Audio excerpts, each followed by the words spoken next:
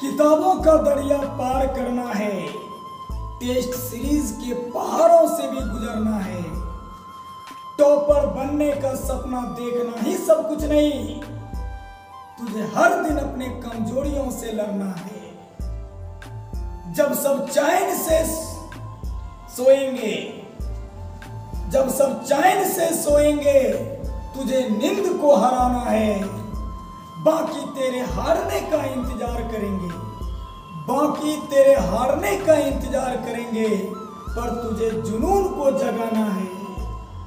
और कोई ऑप्शन सोचने की जरूरत नहीं, और कोई ऑप्शन सोचने की जरूरत नहीं। तेरा लक्ष्य एक ही है, बस टॉपर बनकर दिखाना है। हाय मेरे प्रिय छात्र एवं छात्राएं, आप लोगों को नमस्कार, सत श्री अकाल, अस्सलाम वालेकुम।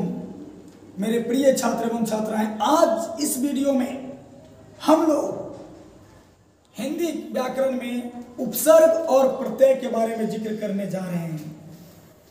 मुझे लगता है कि आप लोग उपसर्ग और प्रत्यय 10वीं क्लास में भी, 10वीं कक्षा में भी पढ़े होंगे, 9th में भी पढ़े होंगे, पर आज जिस तरीका से, जिस कंसेप्ट से मैं बताने जा रहा हूं, शायद ही आप कभी इस तरह से जाने होंगे।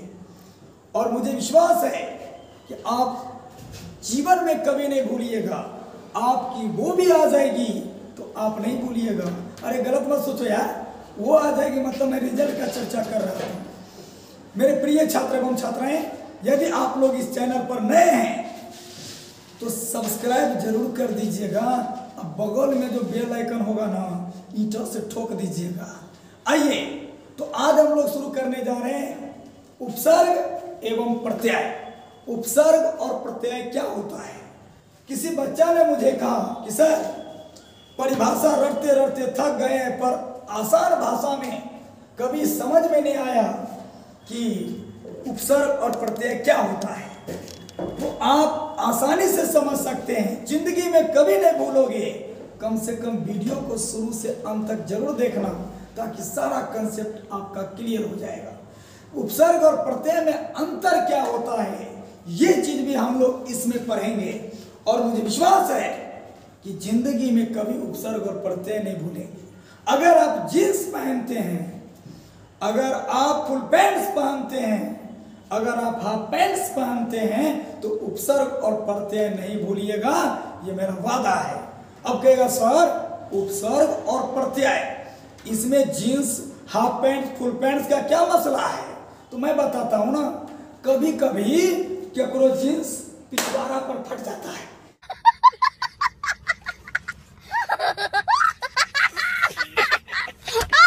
तो वहां जो चिपी सकता है ना, वही हुआ प्रत्यय। अब ककरो तो अगुआरे पर फट जाता है, तो अगुआरा पर जो चिपी सकता है वो उपसर्ग हो गया। कहने का मतलब है कि शब्द के पिछवाड़ा में जो शब्दांश आएगा वो प्रत्यय, और शब्द के अगुआरा में जो शब्दांश आएगा वो उपसर्ग होगा। अब समझ में आया? यानी तेरे जींस के पीछे यानी पिछवाड़ा फटेगा, तो ये मत करना जो एक्सीडेंटल जींस है उस पर चिप्पी सकता लेना, वही चिप्पी होगा प्रत्यय। और अगर किसी का अगुआरा में फट गया तो ये मत कहना जो हमारा एक्सीडेंटल जींस है, स्टाइलिश जींस है, उस पर चिप्पी जल्दी से चिपका लेना। तो अगुआरा पर चिप्पी लगे तो उपसर्ग, और पिछवाड़ा पर चिप्पी लगे तो प्रत्यय। समझ में आया? एगो छोड़ा को मैंने सड़क पर देखा, अगुआरा फटल था। हमने भाई पोस्ट ऑफिस तुम्हारा खुलल है, कहता है सर मत पूछिए, ये एक्सीडेंटल जींस है, स्टाइलिश जींस है, हमने चिप्पी सटा लेना। तो बगल से मेरा एगो चलवा है, कहता सर बोलिए ना उपसर्ग लगा लेना।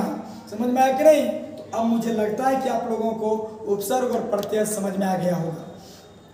उपसर्ग जो है ऐसा शब्दांश होता है जो शब्द के शुरू में लगता है, और प्रत्यय जो है वो ऐसा शब्दांश है जो शब्द के अंत में लगता है। क्लियर? जब कोई शब्दांश शब्द के शुरू में आता है तो वो 3 काम करता है। अर्थ बदलता है, नया शब्द बनाता है, अर्थ में विशेषता जोड़ता है।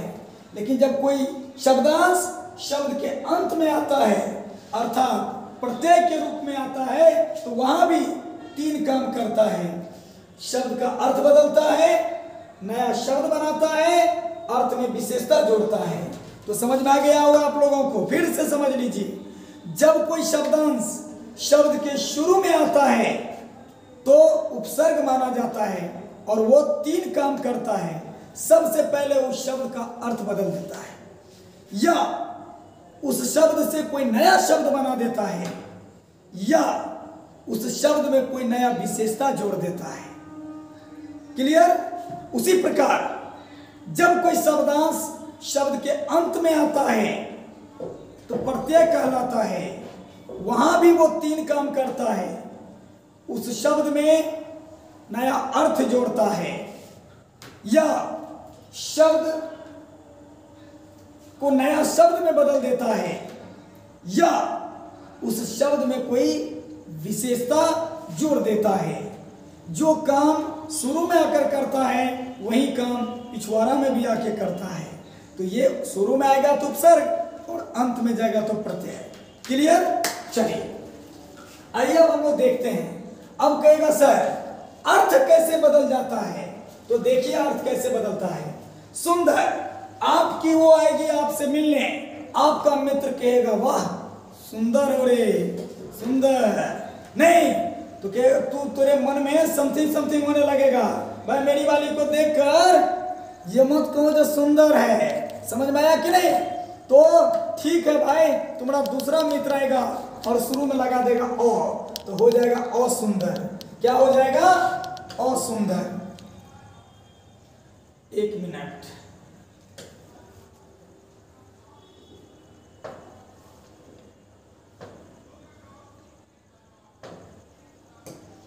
असुंदर। अब देखो असुंदर से अर्थ बदल गया। अर्थ बदल गया कि नहीं? असुंदर मतलब हो गई खराब। अब समझ में आया? अगला देखो, अगला नया शब्द बनाता है। अब यह है हार। क्या है? हार। तो हार में कहा कि हम आ लगा देंगे, तो शुरू में लग रहा है ना। यहां देखिए सुंदर के शुरू में आया और, तो अर्थ बदल गया ना।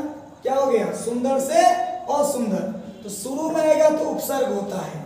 यहां देखिए हार है और हार के शुरू में आ लगा दिए, अर्थ बदल गया, आहार हो गया। हार होता है दो तरह का, एक होता है गला वाला हार, एक होता है युद्ध में या किसी प्रतियोगिता में हार। लेकिन जब आ लगा दिए तो नया शब्द बन गया आहार। क्या बन गया? आहार बन गया। अब देखिए अर्थ में विशेषता जोड़ता है। कैसे जोड़ता है? तो तुम्हारी फ्रेंड की वो आई और तुमने भी उसको देखा तो तू क्या कहा? थोड़ा सुंदर है। तो थोड़ा बगल में वो और लड़का खड़ा था, नहीं रे अति सुंदर है। तो सुंदर में क्या आ गया? अति। तो अति सुंदर मतलब अधिक सुंदर। तो विशेषता जुट गया ना। कितनी सुंदर? अधिक सुंदर। तो विशेषता जुड़ गया। अब तो समझ में आ गया होगा आप लोगों को कि जब कोई शब्दांश शब्द के शुरू में आता है, शब्द के शुरू में जुड़ता है तो उपसर्ग कहलाता है और वो तीन काम करता है। उस शब्द का अर्थ बदल देता है, या उस शब्द से कोई नया शब्द बना देता है, या उस शब्द में विशेषता जोड़ देता है। क्लियर? अब चलिए हम लोग आगे देखते हैं।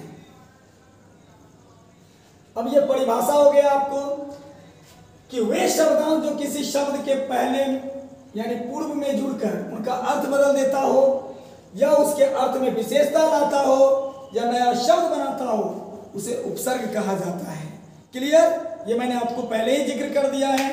आइए 40 है, शुरू में आ गया उन, तो हो गया 39। ये उन को मान लो चिप्पी है। पेट, पेट तो जानते हो ये वाला खेत जिसके लिए सब मरता है, सब इसी के लिए काम करता है, इसी को भरने के लिए। उसके पहले लगा दिया चिप्पी भर, हो गया भरपेट। कितने खेली रहे तो भरपेट नहीं, भरपेट। चाल, चाल में लगा दिए चिप्पी कु, तो हो गया कुचाल। समझ में आया कि नहीं? क्या हो गया? कुचाल। अब आगे बढ़ते हैं। अब देखिए प्रत्यय। प्रत्यय का शाब्दिक अर्थ क्या होता है? प्रत्यय का शाब्दिक अर्थ होता है पीछे चलना, यानी प्रत्यय जो है दो शब्दों से मिलकर बना है। प्रत्यय दो शब्दों से मिलकर बना है, प्रतिजोर आए, प्रतिजोर आए।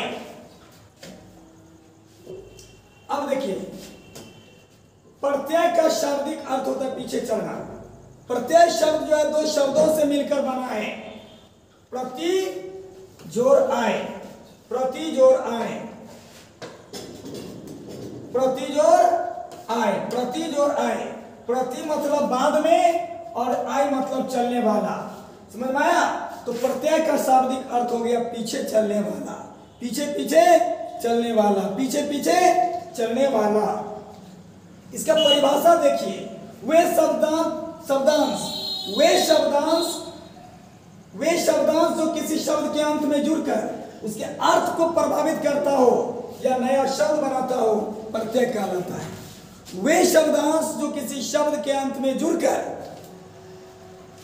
नया शब्द बनाता हो या उसके अर्थ को प्रभावित करता हो, उसे प्रत्यय कहा जाता है। जैसे देखिए, पंडित है ना, पंडित आप लोग सुने होंगे, पंडित जी बताई न बिया कब होई, नहीं रे होई, तो पंडित जी क्या बोलते हैं, पंडितैन लजाई। तो पंडित में क्या लग गया, आइन, तो नया शब्द बन गया पंडिताइन। ये पुल्लिंग था पंडित और उनकी कन्या बन गई पंडिताइन। अब देखिए ठाकुर, ठाकुर, तो ठाकुर बोलता ठाकुर नहीं, अंदर में है बैसल ठकुराइन, तो ठाकुर में क्या लग गया, आइन, अर्थ बदल गया कि नहीं, शब्द नया बन गया। चौरा, चौरा होगा, समझ में आया कि नहीं? और चौरा में एक चिप्पी लग गया, आई बन जाएगा चौराई। अब मुझे लगता है कि उपसर्ग और प्रत्यय में आप लोगों को किसी तरह की दिक्कत नहीं होगी और मुझे लगता है जिंदगी में आप कभी नहीं भूलोगे उपसर्ग और प्रत्यय। अब हम लोग जानेंगे उपसर्ग और प्रत्यय में क्या अंतर है। आइए देखते हैं अब उपसर्ग और प्रत्यय में क्या अंतर है। देखिए उपसर्ग और प्रत्यय में क्या अंतर है। जो शब्दांश शब्द के अंत में जुड़कर शब्द के अर्थ को प्रभावित करता है, नया शब्द बनाता है, प्रत्यय। जो शब्दांश शब्द के शुरू में जुड़कर उस शब्द के अर्थ को बदल देता है, उस शब्द से नया शब्द बनाता है या उसके अर्थ में विशेषता जोड़ देता है, वो उपसर्ग है। तो फिर उपसर्ग और प्रत्यय में क्या अंतर है। देखिए, उपसर्ग यह शब्दांश होता है, प्रत्यय यह भी शब्दांश होता है। इनका स्वतंत्र अर्थ नहीं होता है, प्रत्यय इनका भी स्वतंत्र अर्थ नहीं होता है। ये सब समानता है, ये सब क्या है, समानता है। इनका भाषा में स्वतंत्र प्रयोग नहीं होता है, इनका भी भाषा में स्वतंत्र प्रयोग नहीं होता है। ये सब समानता है। ये शब्द के आरंभ में जुड़कर अर्थ देता है, ये शब्द के अंत में जुड़कर अर्थ देता है। ये दोनों में अंतर है। अंतर क्या है कि जो शब्द मतलब उपसर्ग जो है शब्द के शुरू में जुड़कर अर्थ देता है, लेकिन प्रत्यय जो है शब्द के अंत में जुड़कर अर्थ देता है। इनका प्रयोग अर्थात उपसर्ग का प्रयोग विकारी शब्द के साथ होता है, लेकिन इनका प्रयोग भी शब्दों के साथ, विकारी शब्दों के साथ ही होता है। ये फिर समानता हो गया। ये क्या हो गया, समानता हो गया। ये क्या हो गया, समानता हो गया। ये क्या हो गया, समानता हो गया। ये क्या हो गया, समानता हो गया। लेकिन ये अंतर है कि उपसर्ग शब्द के शुरू में आता है और प्रत्यय शब्द के अंत में, अर्थात शब्द के शुरू में जुड़कर अर्थ देता है और प्रत्यय शब्द के अंत में जुड़कर अर्थ देता है। आगे देखिए, इसके योग से संधि पद बनाए जा सकते हैं, परंतु प्रत्यय के योग में संधि नहीं होती है। यानी ये अंतर है। ये दोनों क्या है, अंतर है। इसके मतलब उपसर्ग, इसके योग से समासिक पद बनाए जा सकते हैं, इसके प्रयोग से भी समासिक पद बनाए जा सकते हैं। तो ये समानता है। इसके संयोग द्वारा भी उपसर्ग का योग होता है, संयोग द्वारा भी उपसर्ग का योग होता है। यदि प्रत्यय का प्रथम वर्ण स्वर हो तो मूल शब्द के अंतिम वर्ण में मात्रा होता है। तो ये क्या हो गया, अंतर हो गया। क्या हो गया, ये दोनों अंतर हो गया। क्लियर। तो इस वीडियो में इतना ही। अगला वीडियो में हम लोग जानेंगे कि प्रत्यय हम लोग कैसे ढूंढेंगे और उपसर्ग परीक्षा में कैसे पता लगा पाएंगे, पलक झपकते हम कैसे ढूंढकर आंसर मार देंगे। तो आप लोगों को ये वीडियो अच्छा लगा हो तो लाइक जरूर कीजिएगा, दोस्तों के भी शेयर जरूर कीजिएगा। बहुत बहुत धन्यवाद। नमस्कार। जय हिंद।